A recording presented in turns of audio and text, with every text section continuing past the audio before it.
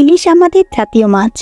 এই মাছের স্বাদ ও ঘ্রাণ দুনিয়ার আর কোনো মাছে আছে কিনা আমার জানা নেই। যে একবার ইলিশ মাছ খেয়েছে সে এই মাছের স্বাদ কোনোদিন ভুলতে পারবে না বলে আমি মনে করি। আমাদের জাতীয় ইলিশ মাছের রেসিপি আমার চ্যানেলে এটাই প্রথম। আমি জানি মাছ ভাজতে সবাই জানেন।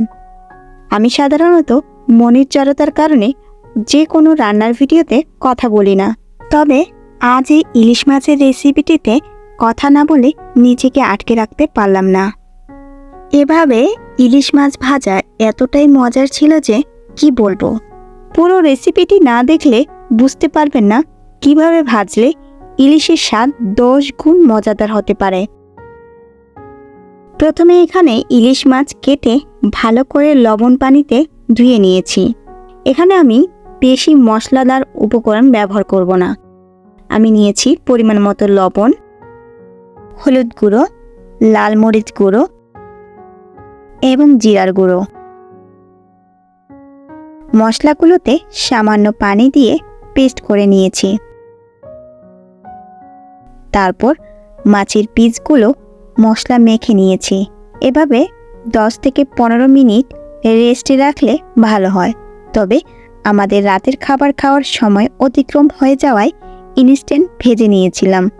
তবুও স্বাদ ও ইলিশের গন্ধ দুটোই অটুট ছিল। একটা কথা মনে রাখবেন, ইলিশ ভাজাতে আদা ও রসুন বাটা না দেওয়াই ভালো, কারণ এতে ইলিশের ঘ্রাণ নষ্ট হতে পারে। এবার মাছ ভাজার পালা। এখানে ফ্রাই প্যানে সরিষার তেল দিলাম। আপনারা সয়াবিন তেল দিয়েও ভাজতে পারেন, কোনো সমস্যা নেই। তেল গরম হলে মাছগুলো এক এক করে ছেড়ে দিচ্ছি।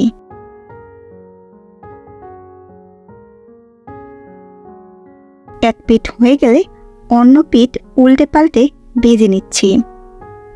আমি কিন্তু মাছগুলো মচমচে করে ভাজবো না।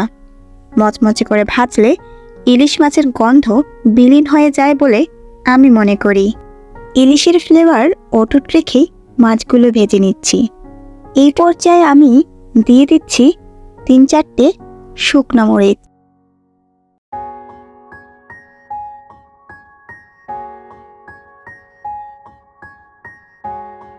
এবং দিয়ে দিচ্ছি গোটা জিরা এবং আমার ফেভারিট একটি মশলা, সেটা হচ্ছে কালো জিরা। আর মাছ ভাজাটা কিন্তু মিডিয়াম আঁচে করবেন, কারণ মাছটা এতে পুড়েও যাবে না এবং খুব ভালোভাবে সিদ্ধ হয়ে যাবে। আমি পোড়া পোড়া ভাজা চাই না, আমার সিদ্ধ সিদ্ধ টাইপ ইলিশ ভাজা চাই, কারণ এতে ইলিশের পুরো ফ্লেভারটা থেকে যায়। আপনারা দেখে নিশ্চয়ই বুঝতে পারছেন আমি কিভাবে ভেজে নিচ্ছি। এভাবে একবার তৈরি করেই দেখুন, ইলিশ মাছের মচমচে ভাজা ভুলে গিয়ে বারবার এভাবেই খেতে মন চাইবে।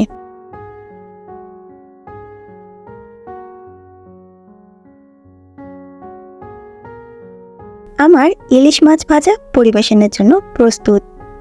ইলিশ ভাজা খেতে মজা। আশা করছি রেসিপিটি আপনাদের ভালো লেগেছে এবং আপনারাও এভাবেই ইলিশ মাছ ভাজা করবেন। আর হ্যাঁ, অবশ্যই কমেন্ট করতে ভুলবেন না রেসিপিটি আপনার কেমন লেগেছে। সে পর্যন্ত ভালো থাকুন, সুস্থ থাকুন। আল্লাহ হাফেজ। আসসালামু আলাইকুম।